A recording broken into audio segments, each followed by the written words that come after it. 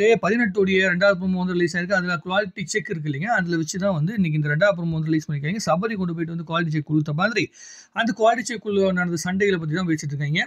சரி, நம்ம லைவ்ல போய் பார்த்தோம்னா ஏதாவது உருப்படியான சம்பவம் நடக்கும்னு பார்த்தீங்கன்னா, ஏதோ ஒரு பிளான் பண்ணிட்டு இருந்தாங்க. குவாலிட்டி செக்ல இத பண்ணணும், அத பண்ணணும்னு சொல்லி வந்து பார்வதி பக்கத்துல ஒரு பிளான் பண்ணிட்டு இருந்தாங்க. அதுக்கப்புறம் அவங்கவங்க வழக்கம் போல பேசிட்டு இருந்தாங்க. அப்புறம் கானா வினோத் தன்னுடைய கதையை வந்து சொன்னார். ரொம்ப சுருக்கமா ரொம்ப நல்லா சொல்லிட்டு இருந்தாரு.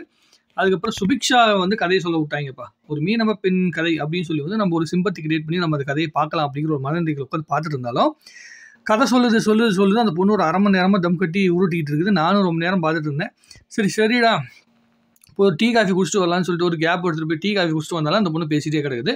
இன்னும் பேசிக்கிட்டே தான் இருக்குதுன்னு நினைக்கிறேன். அவ்வளோ பெரிய கதை. கடல் எவ்வளோ நீளமானதோ அதே மாதிரி சுபிக்ஷாவுடைய காதல் கதைங்கிற பாருங்க. அவளுடைய வாழ்க்கை அப்படிங்கிற காதல் கதை, அதுக்குள்ளே நடந்த சம்பவங்கள், அதில் நிறைய பெயின்ஃபுல்லான விஷயங்கள்லாம் இருக்குது.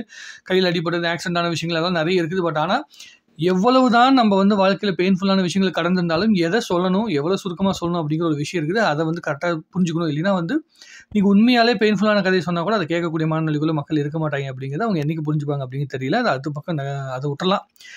கானா வினோத் தன்னுடைய லைஃப்பில் நிறைய தவறுகள் பண்ணியிருக்கிறாரு அப்படிங்கிறத சொல்லியிருக்கிறாரு.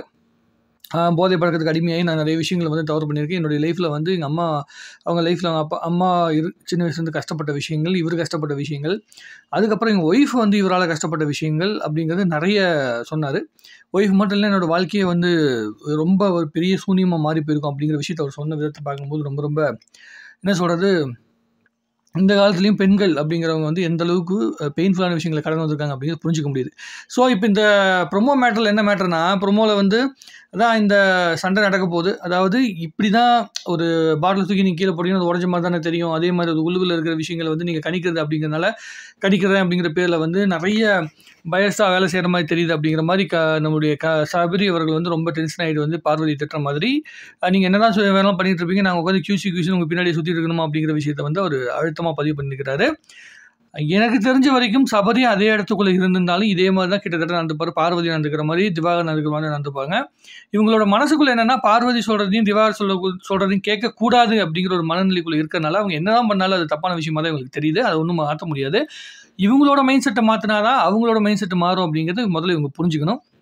இந்த டாஸ்கில் இவங்களை கன்வின்ஸ் பண்ணுறதுக்கு என்னென்ன விஷயங்கள் இருக்குது அப்படிங்கிறத அவங்ககிட்ட கேட்டு, நான் என்ன பண்ணணும்னு கேட்டு அவங்ககிட்ட சஜஷன் கேட்குற மாதிரி வந்து சூழ்நிலைகளை உருவாக்கினா ஆட்டோமேட்டிக்காக அவங்களோட மைண்டுக்குள்ளே, அதாவது பார்வதியோட மைண்டுக்குள்ளே, திவாகரோட மைண்டுக்குள்ளே நம்மளை கேட்டு செய்கிறாங்க, அதனால் நம்ம வந்து இவங்களுக்கு ஒரு பெனிஃபிட் கொடுக்கலாம் அப்படிங்கிற ஒரு மனநிலை வரும். பட் ஆனால் இவங்க பார்வதியும் திவாகரையும் எதிர்த்து தான் செய்யணும் அப்படிங்கும்போது அவங்க அந்த பொசிஷனில் இருக்கிறனால எதிர்த்து தான் அந்த சில விஷயங்கள் வந்து செய்வாங்க. இவங்க எல்லாருமே சேர்ந்து உள்ளுக்குள்ளே வந்து எந்தவித ஒரு பெரிய ஒரு ஃபோக்கஸுமே கிடைக்காம இருக்க போகின்ற ஆட்களாக நம்ம நம்பிக்கிட்டு இருந்த பார்வதி திவாகர் 2 பேருக்குமே ஃபோக்கஸ் கொடுத்துட்ருக்காங்க. எல்லா ப்ரோமோலையும் வரத்துக்கு உண்டான வழியை வந்து உருவாக்கிட்டு இருக்காங்க அப்படிங்கிறது தான் மறுக்கப்பட முடியாத உண்மை. இதே ரேஞ்சில் போயிட்டு இருந்தால் அவங்க 2 பேரும் தேடிடுவாங்க. சுற்றி இருக்க எல்லாருமே வந்து பார்த்திங்கன்னா டைலூட் ஆகிட்டு போயிடுவாங்க அப்படிங்கிறது தான் மறுக்கப்பட முடியாதது. எனக்கு அதான் தோணுது. நான் பார்த்த வரைக்கும் அப்படி தான் தோணிட்டு இருக்குது.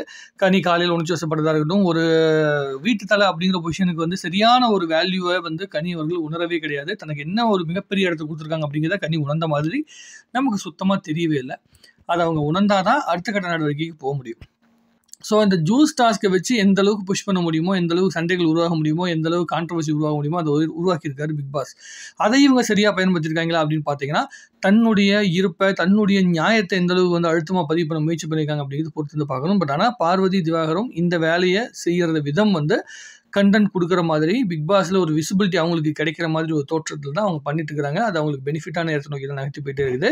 அவங்க மேலே தேவையில்லாத வன்மங்களை புகுத்த என்ன ஆயிரும்னா, அது மற்றவங்க மேலே ஒரு நெகட்டிவான ஒரு வைப்பு தான் கொடுக்கும் அப்படிங்கிறது தான் எனக்கு புரிஞ்ச விஷயம். ஸோ லைவில் வந்து சுபிக்ஷா கதையை சொல்லி முடிச்சு அதுக்கப்புறம் இதெல்லாம் எப்போ ஜூஸ் டாக்லாம் வரப்போகுது அப்படிங்கிறத பார்த்துட்டு மறுபடியும் பேசலாம். உங்களுக்கு என்ன தோணுது? இது வந்து இவங்களுக்கு பெனிஃபிட்டாக இருக்குமா இல்லையா அப்படிங்கிற விஷயத்தை நீங்கள் சொல்லுங்கள். சபரி உணர்ச்சி வசப்படுறது சரியா தப்பா அப்படிங்கிறது நீங்கள் வந்து கமெண்ட்டில் சொல்லுங்கள். நம்ம மறுபடியும் பேசலாம். நன்றி, வணக்கம். வாழ்க தமிழ்நாடு, வாழ்க தமிழ் மக்கள்.